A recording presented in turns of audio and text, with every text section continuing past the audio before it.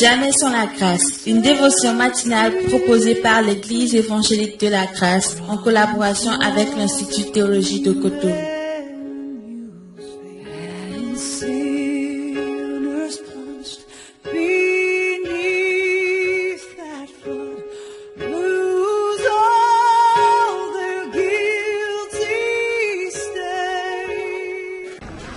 Chers amis auditeurs de Jamais sans la grâce, bonjour. C'est notre dernier jour pour parler de ce sujet qui est tellement extraordinaire et qui est la consolation.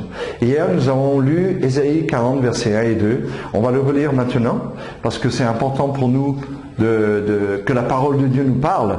Donc, lisons ensemble ce passage d'Ésaïe 40, versets 1 et 2. « Consolez, consolez mon peuple, dit votre Dieu.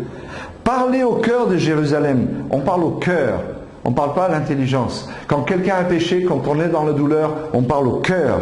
Parlez au cœur de Jérusalem et criez-lui. On ne fait pas simplement que de murmurer, on lui crie ses vérités afin qu'elle prenne l'autorité sur ses pensées, sur sa douleur et sur ses émotions.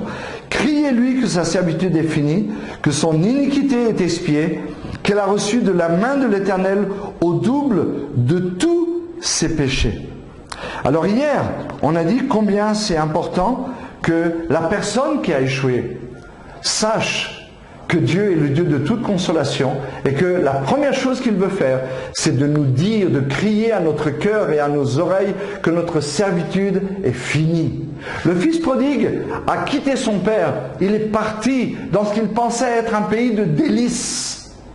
Mais il est tombé dans un pays catastrophique, un pays qui l'a détruit complètement. Ce n'est pas le pays en lui-même, bien sûr, on le sait, c'est ce qu'il a fait, etc. Mais néanmoins, le pays où il pensait trouver le bonheur ne lui a procuré, en fin de compte, que du malheur. Et la Bible dit qu'il est allé pour garder les cochons, c'est le seul travail qu'il avait. Ça, c'est la forme de servitude pour celui qui veut jouir de la vie. Il n'y a pas de pire faim que de garder les moutons sans pouvoir même manger ce que les moutons mangent. Donc vous imaginez que ce fils-là, il est dans la servitude de ses péchés, les conséquences de ses péchés, il est dans la servitude. Et Dieu dit, criez au cœur de Jérusalem que sa servitude est finie. Il peut rentrer à la maison. Viens à la maison comme tu es. Et on a dit que Dieu oublie les péchés et ne s'en souvient pas. La deuxième chose, justement, que Dieu va dire à Jérusalem, il dit, dites-lui que son iniquité est expiée. On l'a vu, le Seigneur qui pense à nous a pris soin de tous nos péchés. Nos péchés sont expiés, nos péchés sont légalement payés. Et on n'a plus aucune archive de nos péchés. Dieu les a jetés dans la mer la plus profonde. Il ne s'en souvient plus.